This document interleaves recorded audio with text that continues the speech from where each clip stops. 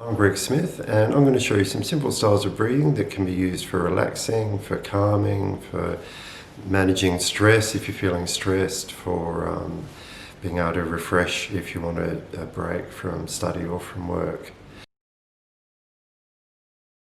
The breath is a really powerful mind-body connection, and although obviously we all breathe all day, every day, we don't usually stop to pay it much attention. But different styles of breathing vary with different emotional states. And we can use that to be able to then change breathing states to help shift mood, shift focus, shift energy levels. So if people are really anxious, for example, they often tend to breathe quite high in the chest. It's a sort of a bit of a gaspy breath very often, not breathing out very much. If you ask them to take a deep breath, it's like there's not much room for any more to go. Sometimes if people are really stressed, it can be a bit different. It's like the breathing clamps down. You can look at their chest, nothing's happening. It's a bit like a freeze response, don't want the predator to see us. Someone's really panicked, it can be like that, sort of fast, hyperventilating, and you spin out if you do that. A bit different, but if someone's really sad, sometimes they can take a big sigh and then a big pause before the next inhale. And I won't ask you to do it, but if you did that for a couple of minutes, you'd really flatten your energy. If you did that anxious one for a few rounds, you tend to put yourself on edge. So the breathing happens unconsciously, but we can sort of shift it.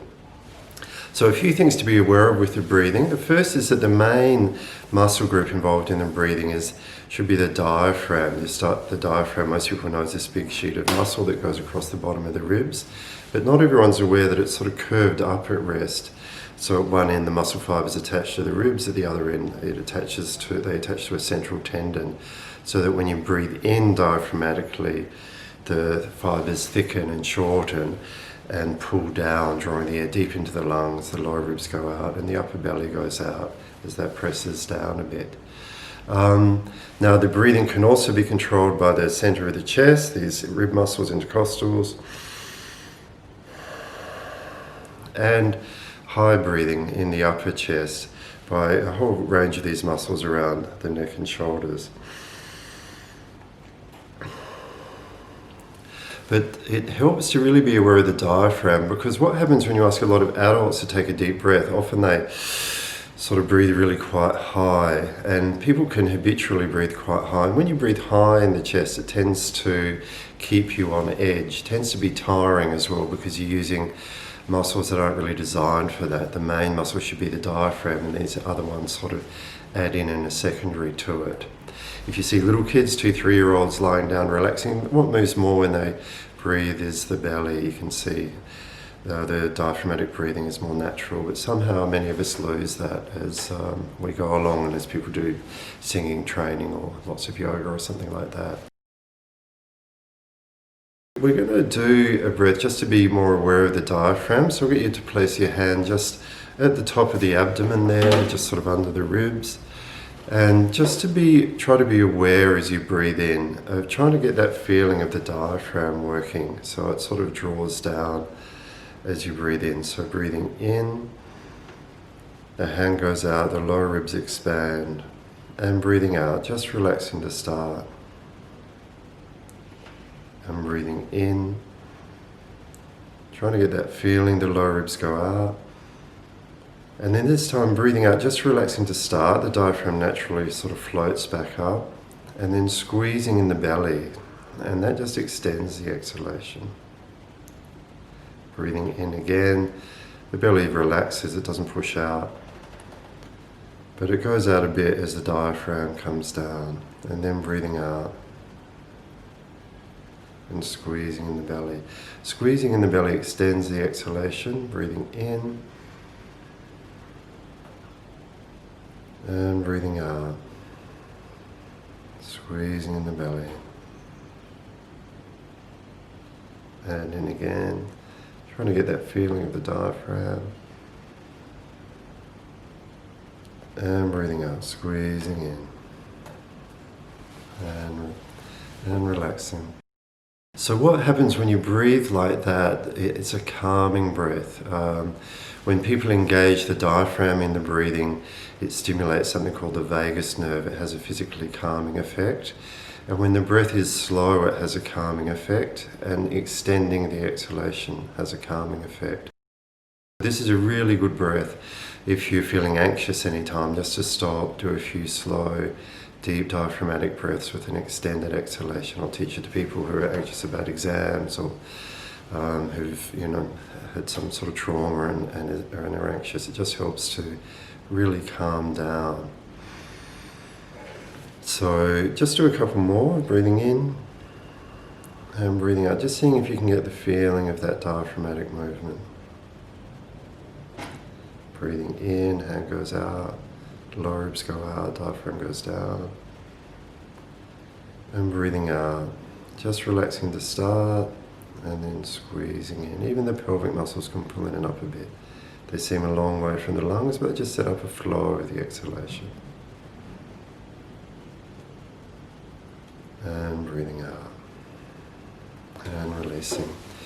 So doing a few rounds of breaths like that, once you get used to it, if you can imagine a scale of 0 to 10, where 0 is totally relaxed, 10 is totally stressing out to the max. If someone's 8 on the scale, a few rounds of breathing like that can just crank it down to a 6, a few more to a 5. So it's a really helpful, effective breath if people are feeling anxious or stressed. We'll do a second breath now, which is also really good if you're stressed. And if you had any trouble getting the diaphragm, some people will get it straight away. Some people will have learned it already from singing or maybe playing a woodwind instrument or something. But some people, particularly if you've had a lot of stress, it can take you a little while to get it. So just gently play with that. So here's an alternative one that's really good for calming if you want to calm. And this time what we're doing is we're breathing in fully. Don't worry too much about the diaphragm, just a full breath in, and then pursing the lips as if you're breathing out through a really little straw and just letting the breath leak out. You're not pushing it out. You're just letting it leak out. So breathing out together and then breathing in. Nice full breath, and then just through this tiny opening, just letting the breath seep out. It just really slows the exhalation.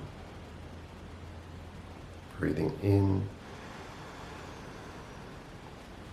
And breathing out through this tiny, like a little straw.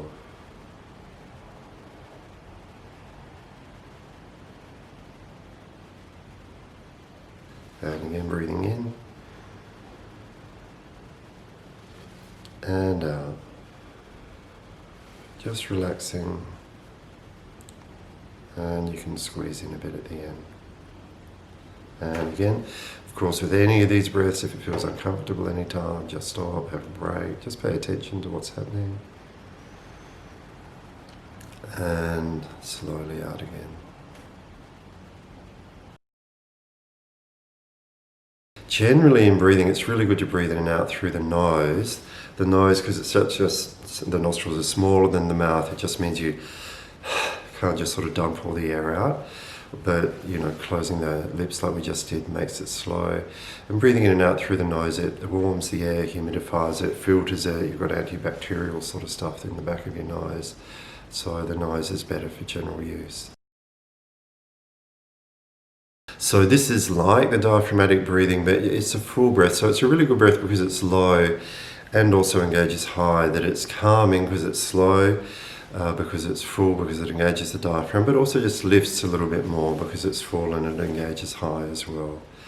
So what we're going to do in a moment, just breathing in diaphragmatically as best you can, then into the middle, then the upper, then out from the upper, the middle, lower, squeezing in the belly at the end. Okay, so breathing out together, then breathing into the lower, seeing if you can get that diaphragm feeling, the middle, the upper, and then out from the upper, the middle, the lower, and again squeezing in the belly on the exhale just to extend it. Then breathing in to the lower, the middle, the upper, and out from the upper, the middle, and the lower. Squeezing in the exhale, squeezing in on the exhale,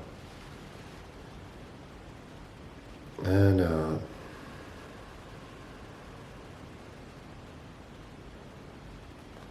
and again.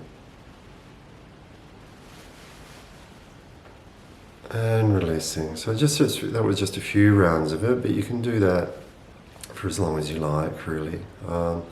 At times, if people feel dizzy at all, anything like that, just stop. That's just breathing a bit more than you need. So just sort of slowing it down then.